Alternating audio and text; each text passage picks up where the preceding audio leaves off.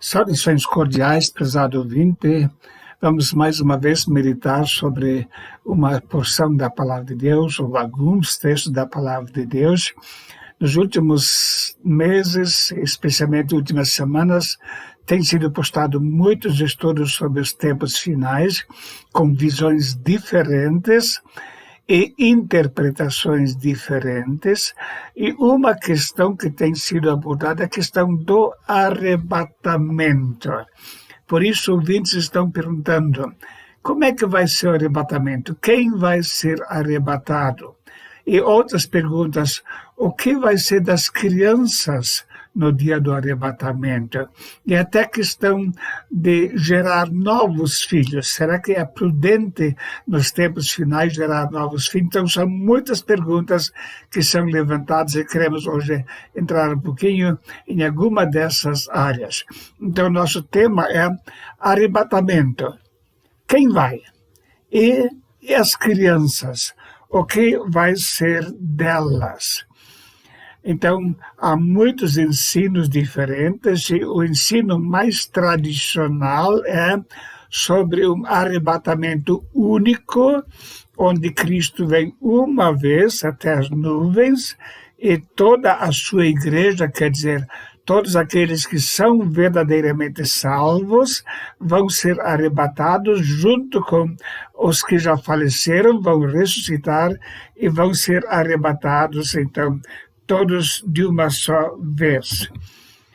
Mas existem pessoas que estão ensinando que haverá um arrebatamento em 2 ou mais etapas. Ensinam que pessoas que estão realmente vivendo em santificação serão arrebatadas logo no começo, quando Cristo vier até as nuvens, mas aqueles cristãos que não vivem uma vida santificada ficarão para a grande tribulação, sofrendo e pagando com a sua própria vida, muitas vezes, para então depois irem para o céu. A Bíblia fala, muitos me dirão naquele dia, Senhor, Senhor, não profetizamos nós em teu nome não expulsamos demônios, em teu nome não fizemos muitas maravilhas, então lhes direi abertamente, nunca vos conheci, apartai-vos de mim, vós que praticais a iniquidade. Então é este um dos textos que é usado pelas pessoas que defendem o arrebatamento em etapas, dizendo que há pessoas preparadas, mas mesmo a pessoa da igreja exercendo funções diferentes, há pessoas que estão na iniquidade, eles não poderão ir juntos na primeira etapa, mas vão mais tarde, depois de terem sido purificadas. Porém, Jesus não deixou nenhuma esperança para aqueles que não vão. Apartai-vos de mim, vós que praticais a iniquidade. Jesus não disse, bom, vocês vão ter que sofrer primeiro um pouco para depois então poder chegar também no céu. Nada disso, simplesmente manda eles para longe. Ele diz, eu não vos conheço. Se ele diz, nunca vos conheci, isso significa que essas pessoas nunca eram salvas. Jesus disse em João 10,14, eu sou o bom pastor e conheço as minhas ovelhas e das minhas sou conhecido. Jesus sabe quem é dele e quem não é.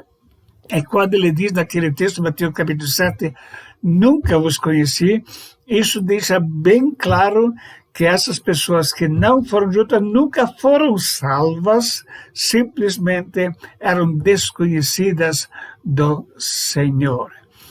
A Bíblia ensina um só arrebatamento. O apóstolo Paulo fala em 1 Coríntios capítulo 15 a respeito do arrebatamento. Ele diz, mas cada um por sua ordem, Cristo, as primícias, e depois os que são de Cristo na sua vinda. O que quer dizer os que são de Cristo? As pessoas que são salvas. E quando Cristo vem até as nuvens, aqueles que são salvos vão todos de uma vez. não se trata de um arrebatamento por etapas. A santificação final se dará por ocasião do arrebatamento. Em 1 João 3, verso 2, nós lemos: amados, agora somos filhos de Deus, e ainda não é manifestado o que havemos de ser.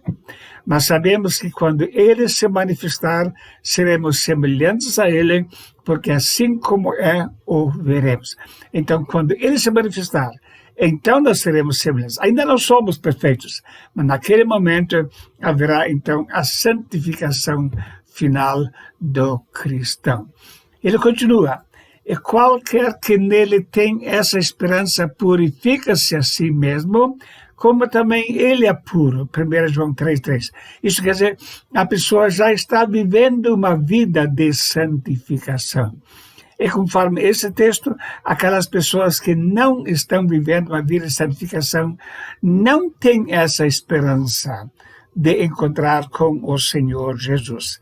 Infelizmente, conforme a Bíblia, há muitas pessoas que se dizem cristãos, mas não são cristãos. Têm aparência, mas não são nascidos de novo.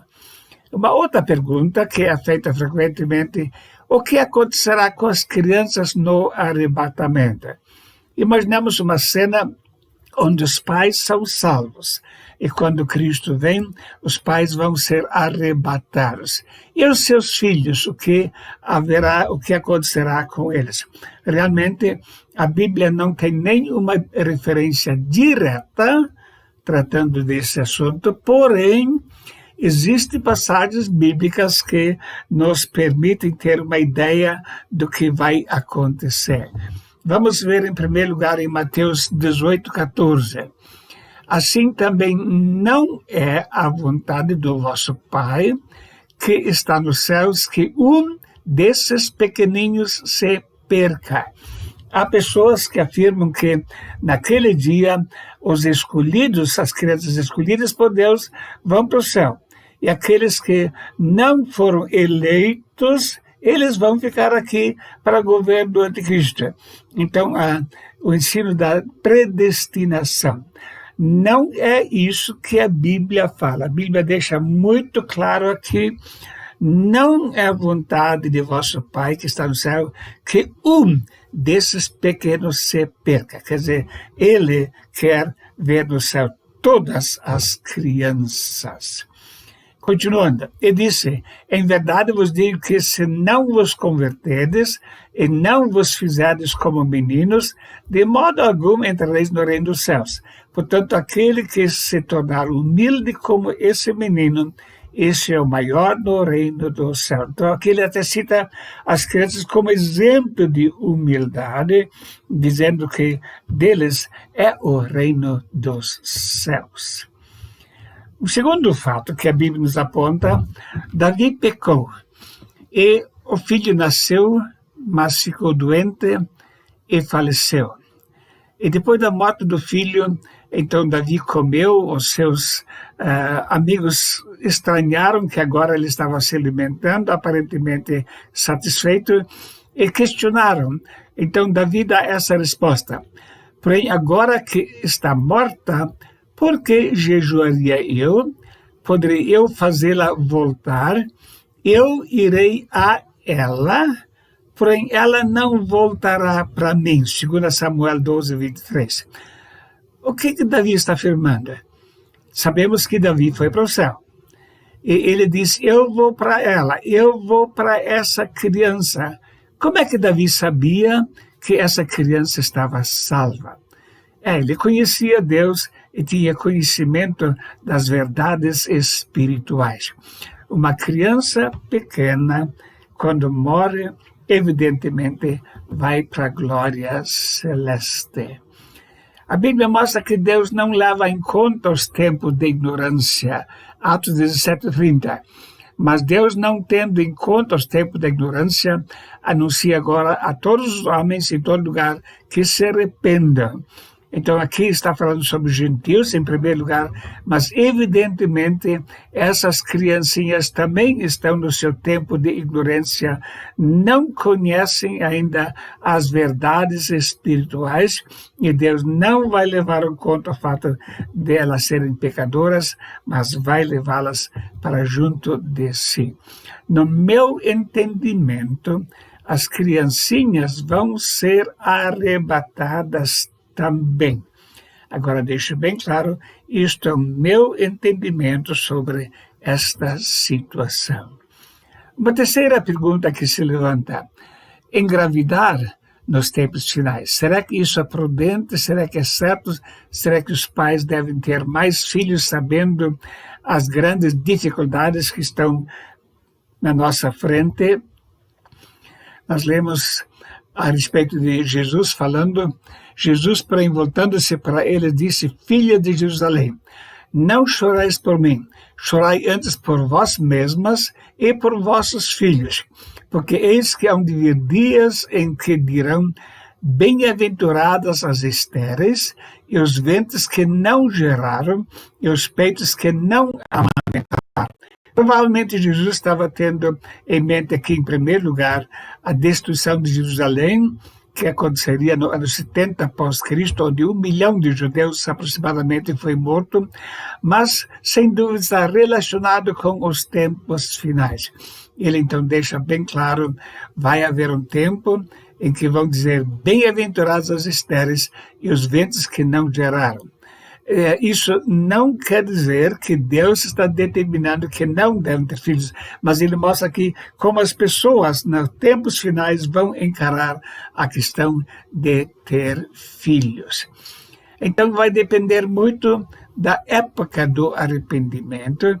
Existem basicamente 3 posturas diferentes: os chamados pré-tribulacionistas, ou na realidade devia ser pré-acordo de 7 anos do de Cristo, os meso-tribulacionistas e os pós-tribulacionistas.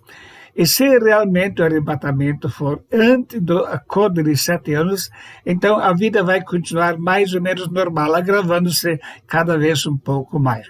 Mas se for mais tarde, então evidentemente haverá situações tremendamente difíceis aqui na Terra.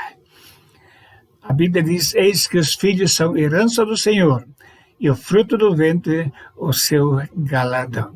Essa família que tem 16 filhos está feliz em ter tantos filhos assim. Eu não estou sugerindo que cada uma agora deve gerar 16 filhos, não é isso.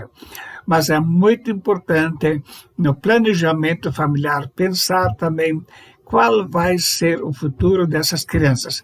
Levar essa questão perante Deus e deixar Deus dar a orientação correta para que depois não se arrependam. Eu quero concluir com esse verso. Oração pelos reis e por todos que estão em eminência, para que tenhamos uma vida quieta e sossegada em toda piedade e honestidade. Porque isso é bom e agradável diante de Deus, nosso Salvador, que quer que todos os homens se salvem e venham ao conhecimento da verdade. 1 Timóteo capítulo 2, verso 2 até 4. Devemos viver uma vida de oração, para Deus nos conceder autoridades que zelam pela paz, por uma vida sossegada e quieta, para podermos viver uma vida agradável diante de Deus, nosso Salvador. Ele quer que todos sejam salvos. E nós devemos fazer a nossa parte. Então, com isso, respondemos resumidamente algumas perguntas que estão sendo feitas. Esperamos que isso possa ajudar a se aprofundar cada vez mais na Bíblia Sagrada e que, especialmente, nós possamos estar vigilantes, vivendo uma vida de santificação, de consagração a Deus, para que possamos com alegria encontrar o Senhor quando Ele vier, seja quando for, que estejamos sempre esperando a volta dEle. Que Deus o abençoe ricamente, e se quiser mandar uma cartinha, ficarei contente e terei prazer em respondê-la por esse endereço. Que Deus abençoe.